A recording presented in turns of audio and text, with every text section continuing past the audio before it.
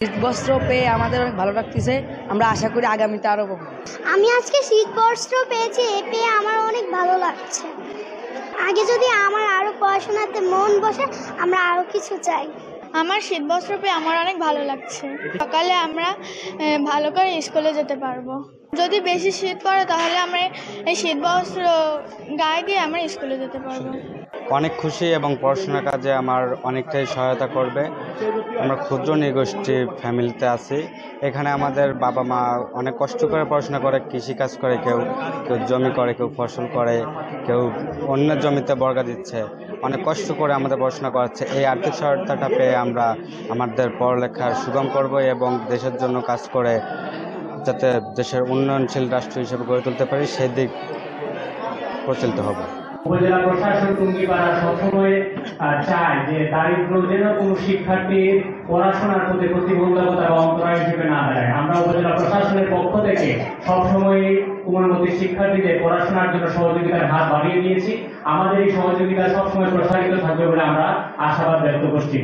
আমরা প্রাথমিক পর্যায়ে 800 জন শিক্ষার্থীর অনুকূলে শীত বস্ত্র এবং শিক্ষা অনুদান দিয়েছিলাম। আজকে দ্বিতীয় পর্যায়ে আমরা 500 জন শিক্ষার্থীকে শীত বস্ত্র এবং 69 জন শিক্ষার্থীকে শিক্ষা অনুদান দিচ্ছি। আমাদের এই ধারা অব্যাহত থাকবে।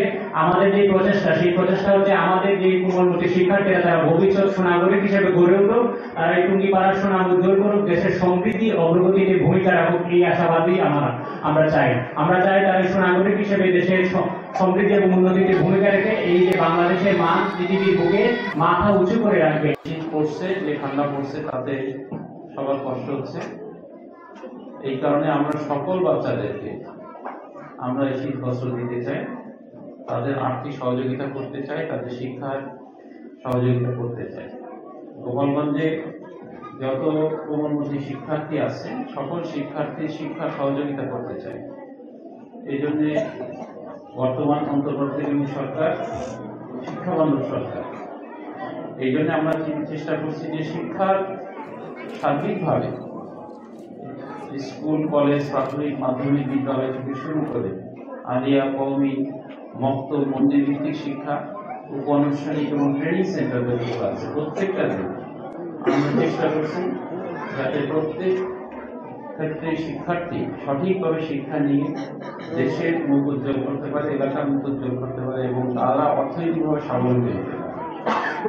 মহান আল্লাহ তাআলা কোরআন নাযিল করার প্রথম শব্দ দিয়েছেন ইকরা, পড়ো। তার মানে শিক্ষাটি এত গুরুত্বপূর্ণ যে পড়ার বিষয় সকল শিক্ষার্থীর গুরুত্ব দিতে হয়। আমরা মনে করি আজকের এই যে সোয়েটার দেওয়া হলো, শীত বস্ত্র দেওয়া হলো, এর দ্বারা সকল বাচ্চা আরো আগের চেয়ে বেশি পড়াশোনা করবে। ঠিক আছে, আমার সাথে একমত সবাই? পড়াশোনা ঠিক মতো করবো তো?